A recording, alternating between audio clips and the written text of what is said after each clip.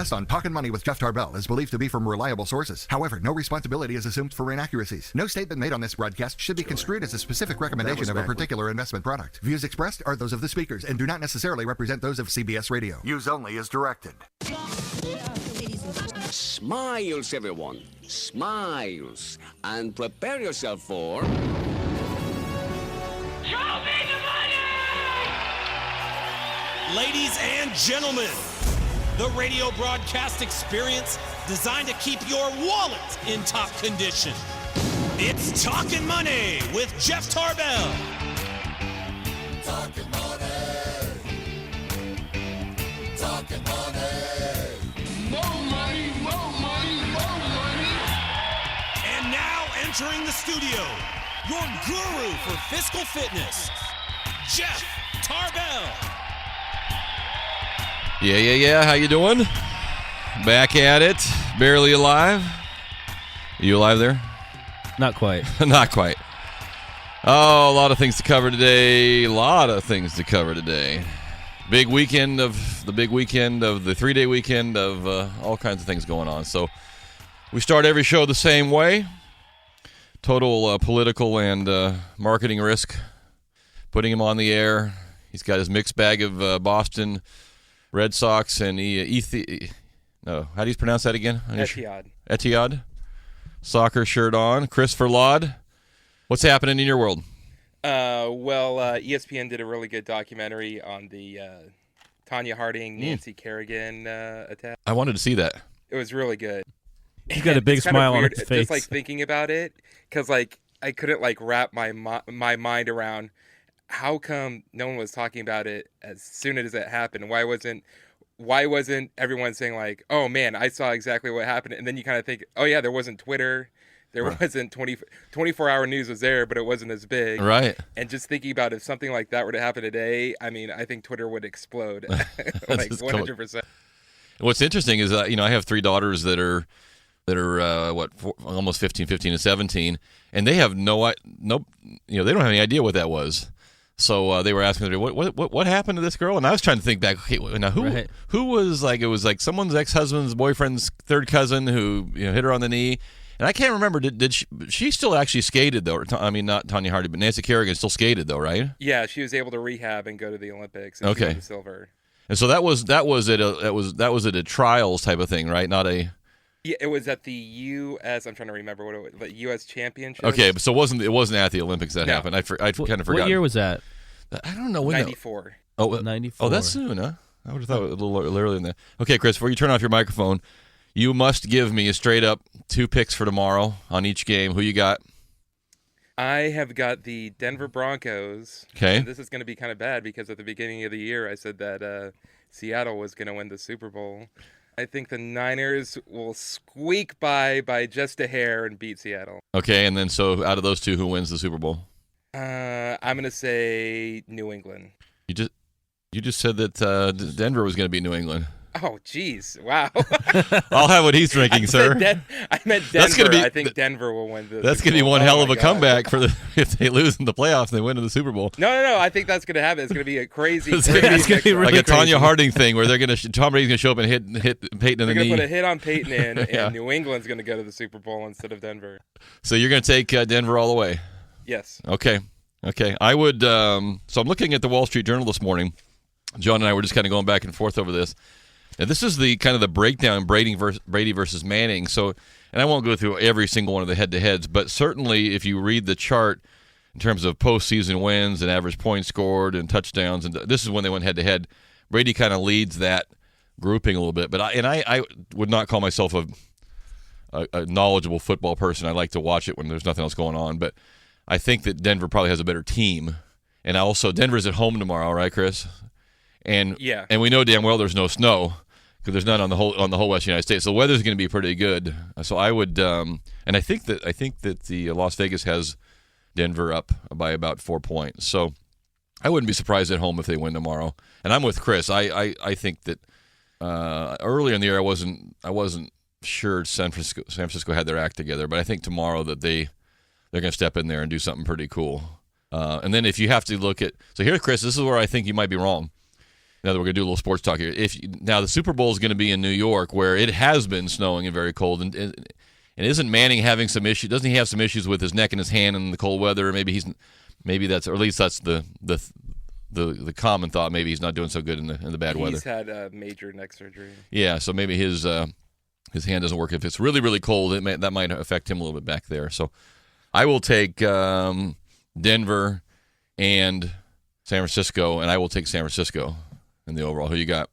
I'm going to go San Francisco, Denver, and Denver all the way. Denver all the way. So we got their Now teams. Seattle's going to win. Teams, against New exactly. England. We're all No, going it'll like be fools. Yeah, if it's Seattle and New England, then I take New England all the way. So Agreed. if it goes that way. So Agreed. here's our text line. We'll take your don't call me after the games are over and say, yeah, I knew that was going to happen. See, we have to look like idiots at all times, including doing sports stuff, which we don't do. But anyway, the Metro PCS text line 441140. Give me your winners tomorrow and your Super Bowl winner, and we'll take the first 5 off of there who have. If you put your name and address on the text, we'll send you a ski pass to Sierra Tahoe. So you don't have to do anything other than just give us your picks, and we will print those out. We'll save them for next week and see who looks all genius about that. And I do predict the snow will come. It's just not coming this month. It's not coming this season. And speaking, while I'm on the topic of sports and football, you ever watch the Thursday night games, Chris? Do you have the NFL Network? Yeah. So this is not something I'd seen before, but the NFL is not particularly happy with themselves, so they own their own network. An average Thursday night game gets about 8 million viewers, which sounds like a lot. But your average Sunday night football game, which I love the Sunday night game. It doesn't matter who's playing because the weekend's kind of over. All your punch list things are all done. You can finally sit down and just kind of chill out watching. The Sunday night game is probably my favorite. 22 million people watch the Sunday night game, and the ESPN Monday Night Football gets about 13, almost 14 million people. So the Thursday game, because it's not on a major broadcast network, is really lagging. So next season, the NFL is going to has actually put out for bid now. CBS, Fox, ABC, and Turner have all put in bids to take over Thursday Night Football next year. So it looks like it will not be on the NFL Network. It'll be on a major network. And they're talking about taking some Sunday games and moving them into Thursday. So you might have a couple different Thursday night options coming forward next season. So the NFL fans will have a little better chance to see some Thursday night games. And I always just forget it's on Thursday night. I think that's part of the problem. Yeah, you're just going through the week, and again, it's on I do get the NFL channel. It's on the cable thing, but it's not if it's like not in the first 10, I kind of forget the channel 2 whatever is on there. So anyway, so going forward next season, looks like more football on Thursday nights on a station you may have heard of if you're into that. One more sports item, Chris. I can't believe you didn't bring this up. I'm actually semi-disappointed in you, other than I live disappointed in you. Did you or did you not see? By the way, did the Kings play last night? they did. Yes. Did won. Huh? They won. They won. Okay. Did they win? I think they lost. They lose last night. They did lose. They Grizzlies were up, hang on. and then they lost in the final seconds. Well, if I'm looking at the text from last night, which there was some pretty vocal texts here. Apparently there was maybe a little bit of a 91 to 90 loss Okay. in the final seconds. Who'd they play? Grizzlies. So, Chris, did you see this? This was a big thing in the Wall Street Journal and the Sacramento Bee. The Kings will now take Bitcoins as payment. Yes, even John didn't see. What? Did you see that, Chris? I did. You did see that. Okay. The Kings will cash in on the Bitcoin. Virtual money is good as gold with the Sacramento Kings, right off the front page of your Sacramento newspaper and in the Wall Street Journal. The first major sports franchise to accept Bitcoin as payment for anything from tickets to in the stores to the stores, you name it. Wow. I'm shocked. Well, Yes. so there you have it, and so it brings to me all kind. I mean, and probably, I mean, how many people do you know that even have a Bitcoin? What is a Bitcoin again? Yeah, and then there was an article, and it goes on and talks about how you earn one, where you can mine for Bitcoins and you can solve all these problems. And I just want to be the guy that determines. I want to be the miner. I don't want to be the guy who has to earn one. So you don't mine my own currency. But here's the question I have for you: do you have to declare Bitcoin as income on your tax return? No. My understanding, it's kind of okay. under the radar. So how long is that going to last? Because right now, if Christopher Laud walks in with $5,000 in cash and buys a season ticket and a shirt, that's income. If Chris goes online and sends in, Bitcoin's running about $800 a piece, so he sends in, let's say, 6 Bitcoins, he still gets his tickets and his shirt. Now the IRS doesn't get their money? And is DeMarcus going to accept Bitcoins as his payment? And is Why not? You get half and half, maybe? So, I mean, the question becomes, as soon as this becomes more acceptable, then the IRS is going to say, or the government's going to say, well, hey, wait a minute, then we're going to consider it taxable currency. You can, I mean, it's kind of like a barter right now. Right, I was going to say barter. So I can, you see, there's all kinds of barter clubs online, and I'll barter you. You do this, and you guys can use our, we'll take you out in our limo with your company group, and you guys do this, and you can do the barter, and that's always been kind of a fringe deal, and maybe the Bitcoin will stay as a fringe deal, but maybe what the King's owners are trying to do is get $7 million in Bitcoin so they can go buy the house in Vegas. I'm sure of it. That could be where it is. So if any of you listening to the show today own even 1 Bitcoin, I want to hear from you. I will give you a pair of tickets to Round Table Pizza, a pair of tickets to Sierra Tahoe, and Round Table Pizza, and a Talkin Money koozie. If you can show me you have 1 Bitcoin and how you earned it, anybody. Now, I know there's only 4 listeners and 3 of them are in here, so that's going to make it tough. But I have yet to run across anybody who owns 1 Bitcoin or has earned 1 Bitcoin. If you have, you can give us a call, 339-1140. I'd love to hear from you. You can text us at 441140. We also have an open phone line going on open text line, 441140. Text us who wins tomorrow, both games, and who takes it all the way to the Super Bowl, and give us your name and address, and we'll send you a ski pass to Sierra Tahoe. So no questions asked. That's an easy one. We'll take the first 5 there. I've already got a couple coming in. So far, Broncos and Seahawks. Seahawks winning the Super Bowl. We got a couple of those coming in. So call your shot now if you'd like, and we'll give out some passes to do that too. Let's do this, Chris. Let's go ahead and take a first break here this morning. John does have a quiz question for you this morning. 339-1140, 1-800-920-1140. You can text us at 441140 also if you don't. We'll give you your choice on the text on the quiz. If you want to win the quiz, you can do some round table. We'll barter with We'll barter, yeah. Artisan flatbread. John will trade you 2 pizzas if you'll cut his grass. That's right. Actually, your grass will be dead pretty soon anyway because we can't water it. So don't come up with something better. Have you seen those waterless car wash thing? You guys drive around. We'll do a waterless car wash. That might be a fairly reasonable business to get into now. Although I don't know how you do that. It's just simple green, probably. Here, just spray some stuff on. Use a whole bunch of rags. Yeah, I just moved all the mess from this side of the window to this side of the window. And when we get back, we got to talk about our little trip this week too. So we got a lot of things to cover. John's got a quiz question for you. Let her rip. Yes, we're talking about the 7-figure club. That would be the $1 million millionaire club. Mm-hmm. Per capita ranking of states that gained the most and lost the most millionaires from 2012 to 13. So we're going with name one of the top 5 states that was the biggest gainers in millionaires. One of the 5 biggest gainers in millionaires. And I'm going to give you a hint. Okay. California is not in there. I don't think California's on either list, is it? No. Okay, so we weren't the biggest gainer or loser. We just sat on our thumbs last year. Right. It's per capita. We got a lot of people in this state. So I would just guess out loud that maybe one of the smaller states would be easier to gain, which doesn't mean you could have a small state that could lose a bunch of money too. 'Cause I think in some of the loser lists there was a few. So name one of the top 5. You're going with gainers? Yep, I'm going with gainers. Biggest gainers and millionaires. So which one of the top 5 states gained the most millionaires per capita last year? 339. If you listen to this show, I'll give you a quiz, a hint. This one state seems to always be on top of the list of every time we do a state. I don't know what it is about that state. 339-1140, 1-800-920-1140. You can text us at 441140. And for those of you that are on hold on the Bitcoin questions, hold on. I promise I'll get right back to you. Which was one of the top 5 states that gained the most millionaires last year? We'll give you some round table pizza or some Sierra Tahoe passes. This is Talkin Money. We're going to be right back, Jack.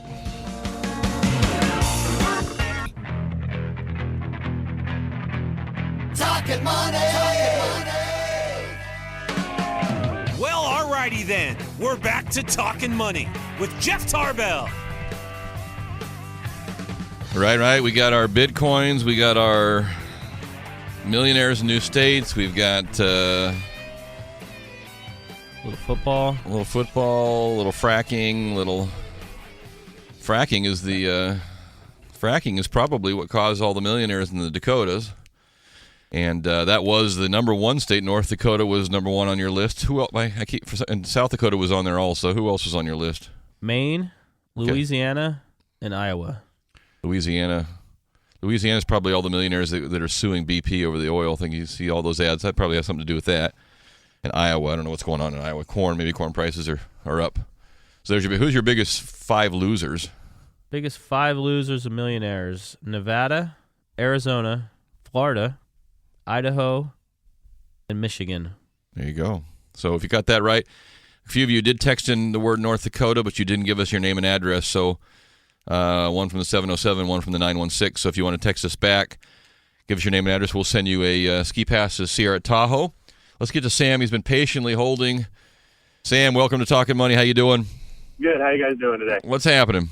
Not much. I just was listening to you guys and I'm talking about the Bitcoins. I've never heard of it before and just wanted some clarification. What are they? Sam, that's a damn good question. Here, John's got the official. I'll tell you what it is, and it's an electronic currency. Basically, it's a. I always think of it kind of as a. If you go into a casino and you buy casino chips, and you that casino chip is worth something when you're in the casino, but when you go outside the casino, it's basically nothing more than a souvenir token. But a Bitcoin is a form of currency within the internet, within their structure. Go ahead, John. You got the official reading. What it is? Yeah, the official reading is a Bitcoin is an online currency that can be exchanged for goods and services at places that accept it, or converted to other currencies via a variety of online exchanges. Yeah. So, and Sam, that's why I threw out there and said, is there anybody out there who's actually has one? Because the manner in which you earn one without buying it straight up, and it is traded right now. There is a currency exchange rate. I want to say it's $800 or $900 per. $848.56. Yeah, $848 per Bitcoin. Some people will tell you that it is the next biggest Ponzi scheme, or pyramid scheme. Some people will tell you it is the next biggest investment you could possibly make. Right. The two brothers that were in the movie or that helped start Facebook are into it big time. The Winklevoss those brothers. So the Bitcoin allows direct payment between two parties without going through a bank, credit card company, or other financial institution. It is a decentralized and unregulated monetary system with no virtual Federal Reserve or other centralized bank. Yeah, so it's very computer generated and online technology. Yeah, so that's the legalized version of what it is, Sam, and we'll find out, I guess, a few years down the road whether the people into it now are either geniuses or fools, or maybe it becomes just something that hangs out there like the barter system that people will accept it. But you get the owners of the Sacramento Kings that are willing to take that as payment for goods and services at their product. That becomes a huge advantage for the Bitcoin system, I think. Sam, I appreciate your call. I'm going to put you back on hold. I'll send you out some roundtable pizza or some ski passes, whichever you prefer. Okay. And thanks for tuning in and playing along there. Chris, go ahead and get his info if you would. And speaking of... Yeah, one of the biggest things on the Kings, it says it really makes the Kings look trendy, which will create activity in different ventures. Well, their owner has made his fortune in... in that world, not Bitcoin world, but technology in the electronic world, and so I mean, let's be honest. How many people are going to cash in Bitcoins? It's going to be such a minute percentage that even if it became worthless, it wouldn't hurt him anyway. But yeah, you're right. It does. It creates. It was a huge. Well, I won't say huge, but a quarter-page picture of the Sacramento Kings and a little blurb in the Wall Street Journal about it. I mean, it opens up people's eyes. So we'll see. I just think that if it catches on, then it will catch on with the IRS, and they'll be able to figure out a way to tax it. And its coolness will then wear off. Not so trendy and fun. Not so cool. Speaking of Bitcoins and overpaying for things, you see that the House in Los Lagos is back on the market at $1,000 per square foot, roughly. $12 million for the former great actor Eddie Murphy's residence overlooking the lake, or what used to be a lake, looking now a small mud pot. Small mud pond. Yeah, $12 million. I am familiar with the property. I've not been on the property, but I've been out there a number of times. I think it originally sold in 2007 for about $6 million, so twice as much money. Would you pay $12 million for, and what are you paying for? I think the current owner paid about $5 million for it, maybe a little bit less. Probably didn't do anything to it. Maybe did. I don't know. Well, what are you paying $12 million for? We had this discussion. John and I were in Idaho for a few days this week, trying to find some snow around the Sun Valley Resort. Sun Valley, by the way, is a definition of where rich old white people go to ski to their deaths. Because apparently it is the Sun City of skiing for the retiring white, equally male and female, but there was more skiers, I think, in the above 70 than there were under 70. Unless you're peons like us and we hang out at the taco bar on the top. The taco bar was good, but other than that, but I digress. But we were staying in the house. We were renting a house. There was 10 of us renting a house that was. Were they asking for that place $3.5 million? Something like that. Yeah, and we thought that was ridiculous for I mean, it was cheaper for us to rent that than a basic hotel room for 10 of us. And here's a house now that's at $12 million for a 12,000 square foot house. And I think there's a guest house there as well. So what are you when you're looking at this? If you're in that price market, and I am not. What are you buying? Are you buying it because it was Eddie Murphy's house? Or are you buying it because it's a nice 12,000 square foot house overlooking the lake? There's a bunch of them out there that are less than that. So $1,000 a square foot, you start to ask yourself, what could I build? Now, of course, that includes the land, the landscaping, the pool, anything else that goes into it too. So all 1,000 didn't go into the square footage, but that's how they break it down. So $12 million. I will. I'll take a bet there that house doesn't sell immediately, or maybe ever. Gold-plated amenities, maybe. Well, you start looking. Let's just say that you're in the $12 million price range. That is your price range. It's fine. A bunch of people that can afford that and wouldn't even notice. The owner of the Kings could afford that and wouldn't even notice the money missing out of his pocket. But what are your other options in the state of California for $12 million? A lot of stuff along the coast. It has some pretty beautiful ocean views for $12 million. Some pretty fairly sizable ranches and other things too. I don't know, and I hope he gets it. I'm in the same county. Bring it on. Yeah, I want to take the same $1,000 per square foot price and put it on my house. In fact, we all do. So I will happily drive any prospective buyers out there free of charge to make their offers. I hope it goes, but it's one of those things I think that maybe the owner maybe the investor throws a big price on it to get a little splash in the newspaper. But I think that's who bought it. Wasn't it an investment company? It was an investor out of well, I think he said his business is listed in El Dorado Hills, but also based out of Nevada. So I don't. No skin off my nose. I hope he gets it. The question is, I always just look at it and say, okay, but what else could you get? For $12 million, you could get, a lot of places in a big boat too. You could get a place anywhere on Lake Tahoe for that price, and Lake Tahoe has still got water in it. So anyway, interesting. It goes on to interesting. I hope it goes, but I will bet you that it will be something less than the aforementioned $12 million. If you had $100 million, would you buy the house? I guess if your kids are going to the school district there. I don't know. After looking at what you could rent, I mean, we rented a place that was, like I said, it was no more than a hotel room would have been for 10 of us for a week. It's like, well, why do I want to? The nicest part about that was that when we left, we didn't have to worry about it anymore. Right. You didn't have to clean the decks or clean the house or do anything else too. You're just you're kind of out of there and you're on your way. So, but if you happen to marry into money and you want a $12 million house, there you go. It's in Los Lagos, Placer County, Auburn Folsom Road, up on top of the hill there. I got it's funny. Speaking of that, I got an interesting email this week. It was someone who was listening to one of the podcasts of the show and emailed me and said, Hey, what do you mean when you say you can marry more money in a minute than you can make in a lifetime? Does that, the question was, is that financial advice? Question mark, smiley face. And the answer is, hell yes, that's absolutely. Let me tell you right now, honey, if Oprah walks to the door and says, Jeff, you're my man, I'm in. Even my wife said, that's fine. Go ahead. You can have him. And so certainly you can, that is the joke. That yes, you can marry more money in a minute than you can make in a lifetime. That's a fact in some cases. But and I texted back to him that I'm glad you got the joke.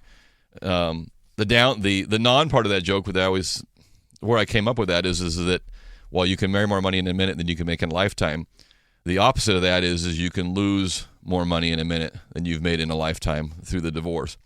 And you talk about the numbers of things. I've been asked to come speak on a couple different shows and things about, particularly related to women.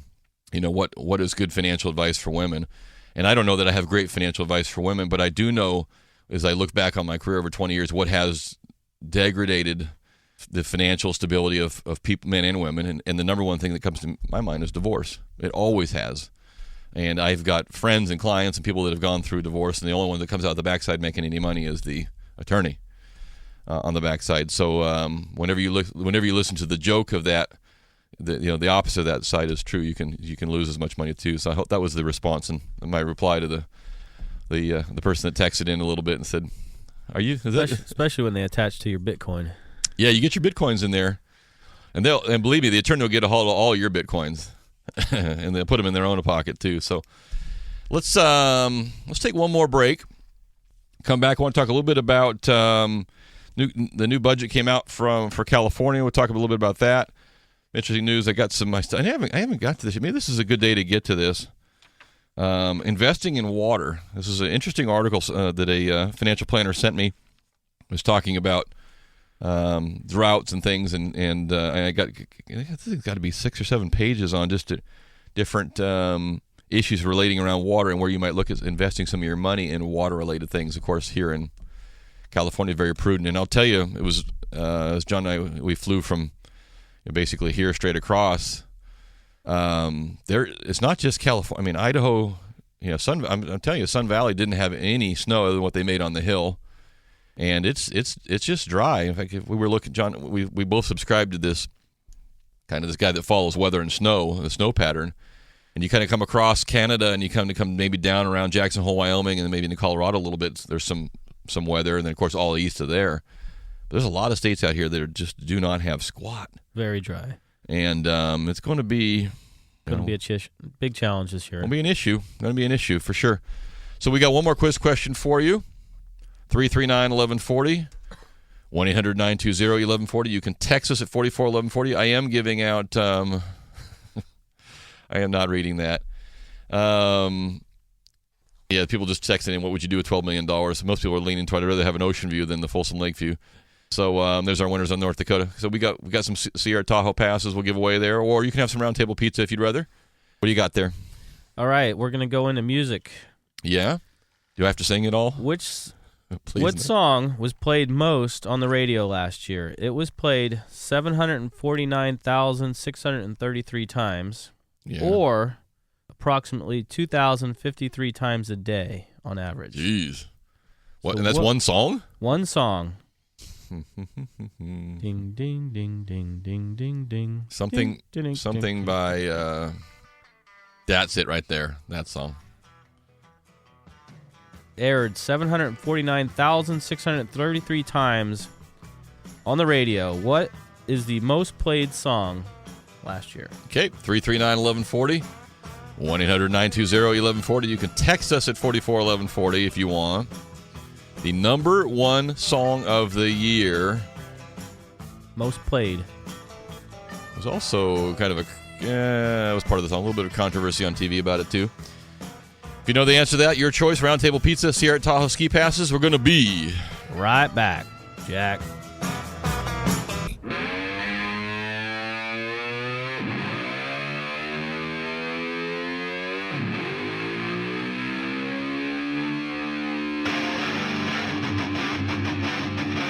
Talkin' Money! And we're back to Talkin' Money. And here's Jeff Tarbell.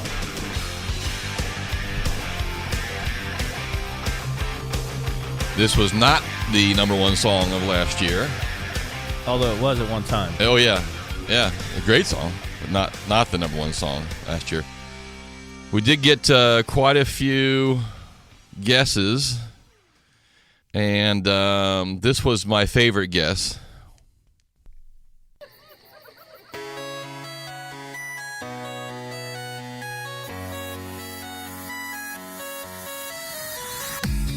Dog goes woof, cat goes meow, bird goes tweet, and mouse goes squeak. Cow goes moo. You gotta get to the hook. Frog goes croak, and the elephant goes toot. Ducks say quack, and fish go blub, and the seal goes ow, ow, ow. But there's one sound that no one knows. What does the fox say? There you go. That's it. That was one of the funniest songs of last year. Okay, Chris, you can turn that down. Although our kids still love it. Now, if I heard that 749,000 last time, I would kill myself. What does the fox say was okay? What does the fox say was not the number one song? Oh, that was my favorite guess of the line there. Yes. What was it? What else did you have? Anything else interesting? A lot of people who had either Robin Thicke but the wrong song, or Blurred Lines with Santana, or Georgia Line, which I don't know what that means. There was a lot of things close, but what was the correct answer? Yeah, the actual answer was Blurred Lines by Robin Thicke. I bet a lot of people probably chose Safe and Sound, which was very popular over a 2-year stand period. He sang that too? He sang that too. Has anybody heard of Safe and Sound? I don't know what that is. That's the big hit. That's the big hit? Before the Blurred Lines? Right. Okay. So Blurred Lines last year played approximately 2,053 times a day on average. Hey, Chris, can you pull up Safe and Sound by Robin Thicke? That's not maybe I've heard it and didn't know it was him. So we'll play our way out with that today as well. So there you go. If you got that correct, we will track a few of you down and give you some your choice, some Round Table Pizza. That's a Capital Cities plays Safe and Sound. Oh, Capital Cities plays Safe and Sound. Okay, sorry. So that was the number one song before. Okay, sorry about that. That's why I didn't understand. So we'll get that out to some people ASAP. What was I going to cover? I didn't cover this last week, but I did see that the state of California got a budget. I actually saw this week that the feds got a budget this week also, which was interesting.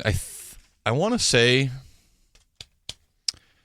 that's the first federal budget since President Obama's taken office, because they had a budget, then they did a bunch of extensions, add-ons.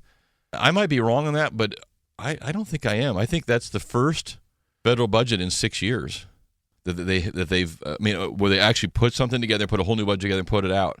And I'll double check that, but I bet it is. So this did not make the budget, and this kind of turns my stomach a little bit, but maybe I'm too sensitive. The item that got left off the federal budget was the all-important Agricultural Inspection Department for horse slaughtering plants. So this is, see all the horses there, Johnny? They're trying to get rid of all I guess we have too many horses, so they were trying to get on a line item where the USDA could inspect facilities that process horse meat, although not popular in the United States. Apparently does fairly well overseas, as well as used for some animal products. So the horse production facility people are not happy. I didn't see that one on the line item. State of California, total spending $154.9 billion. And you know what? This is actually a pretty decent budget. $24.9 billion is going to pay down our debt, $6 billion to the schools that have been deferred, and a 9% increase for school spending. Do we have a school spending problem? We've got a declining enrollment. Are we not spending enough money on schools, or are we not doing enough with what we're spending? Anyway, different discussion for a different day. And put $1.6 billion into a rainy day fund. Governor also backing a constitutional amendment to strengthen the rainy day fund. I'm with that. I'm with him on that. $1.6 billion doesn't go very far, but it's a start. But we have $24.9 billion in debt. Maybe we should get rid of that first. But we're on a good start of it. And I don't know at what point do we say we're going to reduce taxes? and we're going to give some money back. A lot of this money that we've generated here came from certainly an improving economy in California, but also, if you recall, we bumped up the tax rate a little bit. At what point do we back off on that and start attracting more people to the state rather than less? Just a question thrown out there. Maybe after we get rid of our $24.9 billion in debt, I'd be in favor of that. We wipe out the bill, and then we can start looking at maybe reducing the tax burden and try to retain some people in the state rather than driving them away. But all in all, looking at the chart here, the state's budget surplus or deficit since 2000.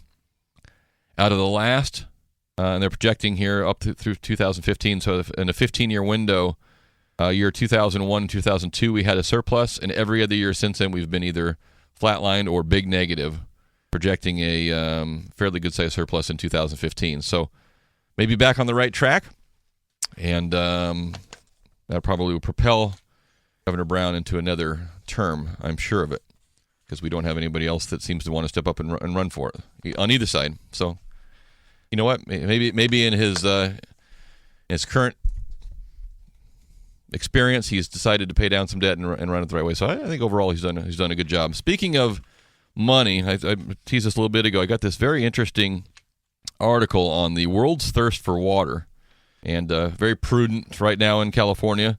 And this is produced by a company called Calvert Investments. So this is in no way saying you should run out and do anything, but it was interesting that how their take and look at some certain things are. Number one on the list here, inaction no longer an option. One of their analysts estimates that approximately $22 trillion with a T, $22 trillion needs to be invested in water infrastructure alone over the next 2 decades just to meet the demand for clean water that we need. $22 trillion needs to be invested. Key factors that are threatening the water supply currently: geographic mismatch between supply and demand means everybody lives in the dry states where all the water is nobody wants to be. Impact of increased pollution and contamination, clearly. Aging infrastructure, ineffective distribution, and groundwater over-extraction, people over-drilling and taking the water out of the ground. So this is it's a fascinating look at water, because not only do you have trying to deliver clean water, but you also have to deal with wastewater and how you deal with that and redistribute it and get it back out. But here's where I thought was very interesting. So here's 3 companies. If you're interested in this, these are 3 companies that are really big into the water business, and we're not talking about your local water district, the San Juan, investing in San Juan Water District, which is, I think, just a public entity to distribute water. We're talking about companies that well, for example, Danaher develops innovative testing, measurement, diagnostic products for environmental, life science, and industrial applications. Pure Technologies is a Canada-based company, world leader in developing technology for inspecting, monitoring, and managing physical water infrastructure, including water and wastewater pipelines. And then Kurita, Kurita, Japanese-based multinational Kurita, specializes in water treatment chemicals and equipment operating and maintaining water treatment facilities and soil groundwater. So what they're really talking about is the infrastructure. If you're talking about investing in water, building new facilities, replacing facilities, improving facilities, expanding facilities. We're not talking about delivering water to your house so much. And this was interesting. The companies of this, they will not invest in. Bottled water companies exacerbate water scarcity and distribution problems by depleting local groundwater or drawing down municipal water supplies even after water restrictions are imposed on residents during a drought. In fact, this water fund does not invest in companies that package or resell bottled water, processes that are associated with a number of problematic environmental issues. You even think about this when you drink bottled water. More reasons why bottled water is not sustainable investment include, number 1, the amount of gasoline used to produce and transport bottled water in the United States alone could fuel 1 million cars a year. Unreal. The amount of gasoline used to produce and transport bottled water. So you've got to create the plastic to hold the water. That takes a chemical. Then you got to move the water around, transport, and get it around. So the 1 million cars a year.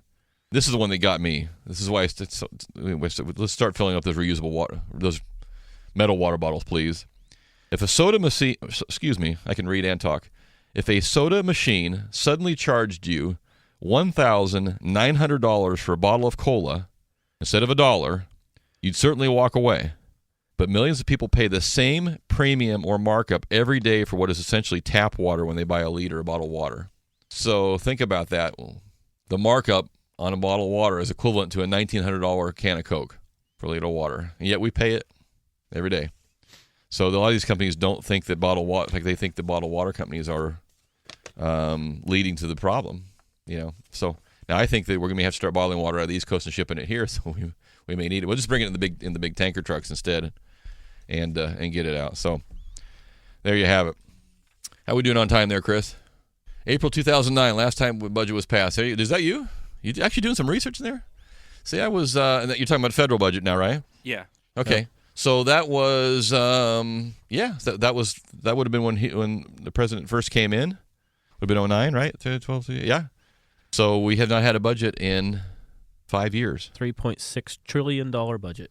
And nobody seemed to scream about anything. I mean, it was just kind of, you don't hear any, other than the people who didn't get the horse inspection meet passed. Is this our song? What's this one called now? What was it called? Safe and Sound. Safe and Sound. By Capital Cities. This was the number one song? No. This is the Capital City song. This is not Blurred Lines. So Georgia Line is the cruise song, and Safe and Sound you've heard before. Get with it, old man. That's a text from my wife. I have not heard this song. You've heard it. If you watch TV, you've heard it. No, I have not heard this song. It's like on every car commercial. No, I can. No. All right. I have not. Robin Thicke's Blurred Lines. Let's bring that up. Okay, that was the number one. All right, so 339. 1 minute. We're out of. He's playing the music. We're done. I keep thinking we're still doing 2 hours here. You're going to get 2 hours worth of information if you want. Hey, you can find the show every week on our Talkin' Money Facebook page. Also on that page now we have a little information. If you've had a bankruptcy or foreclosure short sale, like yesterday, there are some new programs coming out for that you can find on the Talkin' Money web page as well. You can find information about John and talk to John about doing a loan for you at johnfod.com. JeffTarbell.com. We'll be here next Saturday, live and ready to go. What are you rolling your eyes for? I was just wondering if that was a Super Bowl or we have No. Super Bowl's got a couple weeks yet. We're good there. I appreciate you tuning in. I hope you have a great 3-day weekend. Be safe, be cool. Pray for snow or rain or get a water truck and let's all go back. All the above. Go back and get some water. We'll bring it here ourselves. We'll catch up with you next week, everybody. Thank you so much. Enjoy being here, and we'll talk.